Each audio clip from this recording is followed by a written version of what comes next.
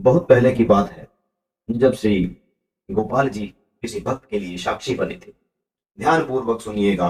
गौड़ देश में दो ब्राह्मण निवास करते थे, जिनमें से एक ऊंचे कुल का और वृद्ध ब्राह्मण था, और दूसरा ब्राह्मण सामान्य कुल से और युवावस्था का था। दोनों तीर्थ यात्रा करने के लिए घर से चले। अनेक तीर्थों के दर्शन करते हुए दोनों वृंदावन धाम में आए। देव योग से बूढ़ा ब्राह्मण बीमार हो गया। तब उस नौजवान युवक ने बड़े प्रेम पूर्वक वृद्ध ब्राह्मण की सेवा की।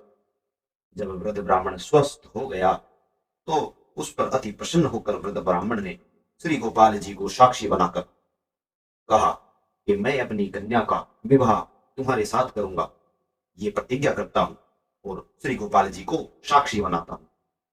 उसके बाद दोनों वृंदावन धाम से चले। घूमते घामते अपने घर को पहुंच गए।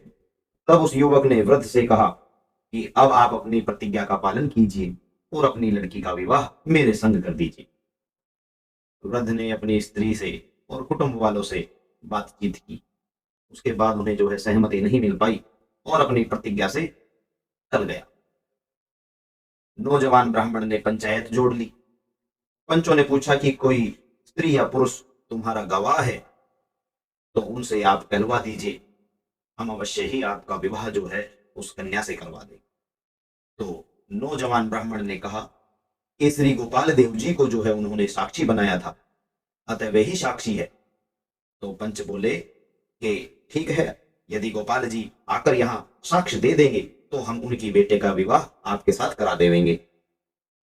तब क्या था, वह युवक वृंदावन आया और वृंदावन वासी श्री गोपाल जी से बोला, आप मेरे साथ गांव चलिए और साक्ष्य दीजिए, ऐसी लिखा पढ़ी मैंने करवा ली है। उत्तर की प्रतीक्षा में वह गोपाल जी के सामने बैठा रहा।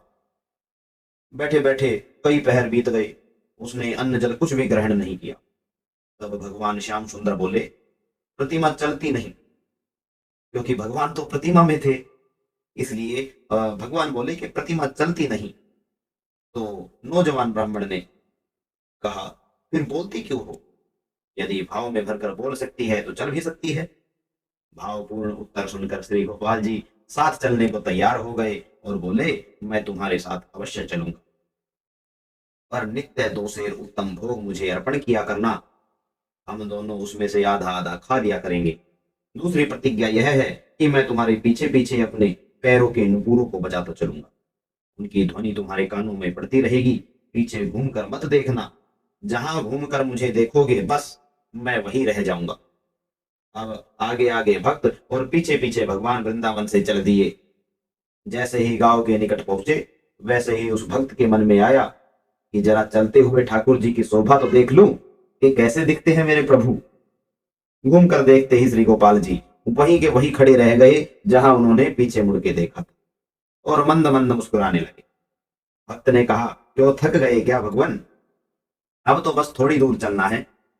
भगवान ने कहा, मैंने तो पहले ही कह दिया था, अब मैं यहां से आगे नहीं जाऊंगा। पंचों को यही बुला कर लिया। वह युवक विप्र गांव में आया और सबसे बोला कि चलकर देखो, स्वयं श्री गोपाल जी साक्ष्य देने के लिए पधारे हैं। यह सुनते ही सब लोग आश्चर्यचकित हो गए कि ठाकुर जी साक्ष्य देने के लिए किस प्रकार आ सकते हैं, कैसे आ सकते हैं। उनके मन में भी जो है विचार आया कि चल के अवश्य ही देखना चाहिए कि यह मजाक कर रहा है या फिर अवश्य ही प्रभु आए हैं। गांव के सभी लोग दौड़कर आए। पंचों के सामने श्री गोपाल जी ने अपने श्रीमुख से बोलकर साक्ष्य दिया। इस प्रकार दोनों भक्तों की तथा अन्यों की अभिलाषाएं पूर्ण हो गई। फिर वह श्री गोपाल जी का श्री विग्रह लौटकर श्री वृंदावन नहीं आया। राजा ने श्री गोपाल जी के लिए प्रेम से भोगराग का प्रबंध किया। अब तक वही खुदहा उड़ीसा में साक्षी गोपाल विराजमान। तो यदि मन में आपके हृदय में प्रभु के प्रति भाव है और प्रभु के प्रति पूर्ण विश्वास है, तो प्रभु अवश्य ही आपके द्वारा किया हुआ, आपके द्वारा करवाया हुआ भोजन भी ग्रहण करते हैं और समय आने पर आपके लिए प्रत्येक कार्य को करते हैं। प्रभु में पूर्ण विश्वास बनाए रखिए और प्रभु का नाम जप करते रहिए, क्योंकि प्रभु हमारे अंतर में सदैव विराजमान रहते हैं।